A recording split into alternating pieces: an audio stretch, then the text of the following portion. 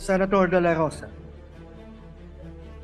Senator Ejercito, Senator Escudero, Senator Estrada, Senator Gatchalian, Senator Go, Senator Ontiveros.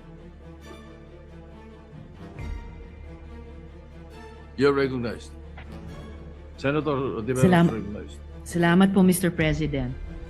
Mr. President, ginagalang kong mga kasama, with due respect sa mga may akda at taga-suporta ng resolusyong ito, nakatayo po ako dito para ipaliwanag yung aking boto ng no. Una po, sang-ayon ako na ang humanitarian considerations ay esensyal na bahagi ng hustisya. At tamang dapat makoncern tayo sa general welfare at dignidad ng lahat ng mga Pilipinong nasa ibang bansa, ng lahat ng ating mga nakatatanda, at ng lahat ng mga persons deprived of liberty. Pero Mr. President, hindi tayo nagdi-deal sa sufficient facts. Wala pong indikasyon na ang ICC ay nagpapabaya sa pagbantay sa kalusugan at kagalingan ng mga taong nasa kustodiya nila. May panayam rin po, ilang araw ang nakalilipas, kung saan sinabi ng pamilya ni former President Rodrigo Duterte na he is well, even jolly, at kaya pa ngang makipag-usap tungkol sa maraming topic, kasama ang politika, flood control, at love life. Ang panawagan para ang gobyerno ay mag-advocate para sa interim release o house arrest ni former President Duterte, maaring nakakouch sa humanitarian terms. Pero nagmumukha ring isa pang halimbawa ng ating gobyerno na nagbibigay ng special treatment sa isang makapangyarihang individual. Tila ba'y isa na naman itong patunay na ang batas ay marahas sa karaniwang Pilipino, pero malambot sa iilang may kapangyarihan. Kapag ordinaryong lolo ang inakusahan ng nagnakaw, pwedeng kulong agad at di makapagpiyansa. Pero dito, gobyerno mismo ang lumalaban para bigyan ng house arrest ang isang taong akusado ng mga napakamabigat na krimen. Totoo po na ang International Criminal Court mismo ay nakapag-grant ng interim release sa iilang exceptional circumstances.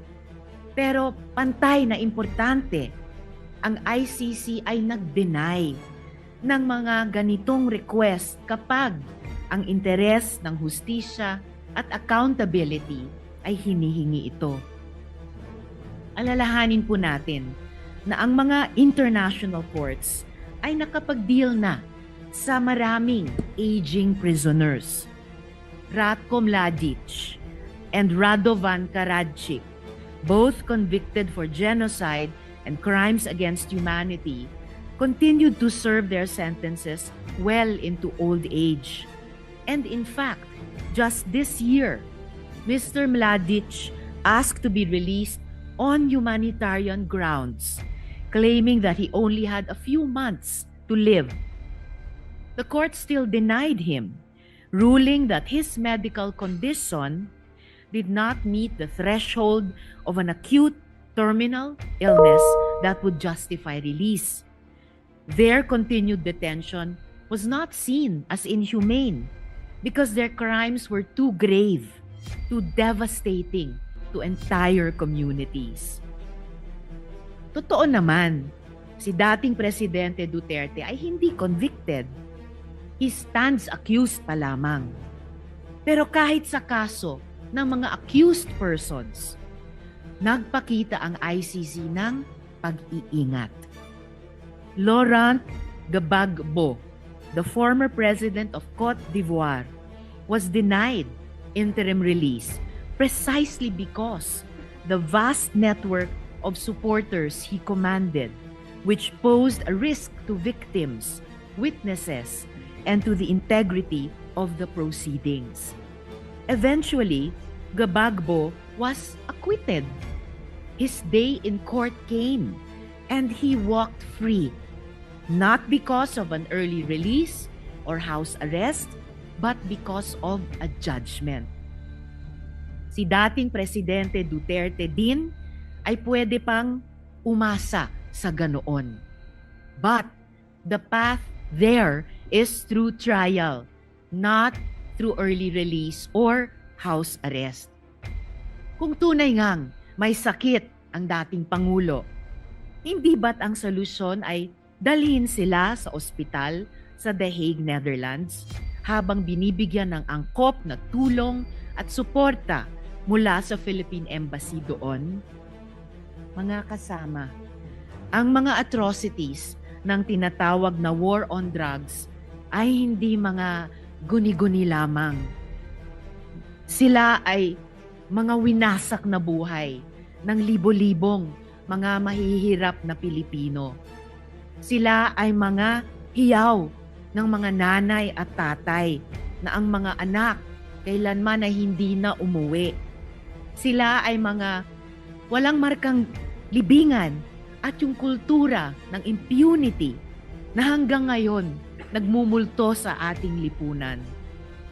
Hanggang sa araw na ito, yang mga pamilya ng mga biktima ay nagdedemand pa rin ng hustisya, katotohanan at accountability, habang patuloy din silang natatakot para sa kanilang mga buhay. Samantalang dito po tayo, nagsusulong ng humanitarian considerations para sa individual na mismong akusado ng mga krimen laban sa kanila at laban sa humanity. Noong 2016, sinabi ni Presidente Duterte na wala siyang pakialam sa human rights. At kahit iutos pa ang pagpatay, walang makakaaresto sa kanya. Immune siya dahil matanda na siya pagkatapos ng termino. Sabi niya, wala silang laban. Tama ba si Presidente Duterte? Ang resolusyong ito ang magiging sagot ng Senado sa tanong na iyan. Alang-alang sa pagrespeto sa hustisya, fairness, at alaala nung ang mga buhay nila ay ninakaw at winasak. Ipagpaumanhin niyo po, Mr. President at mga kasama, hindi ko po in good conscience masuportahan ang resolusyong ito. Bumoboto po ako ng no. Salamat po, Mr. President. Senator Pangilinan.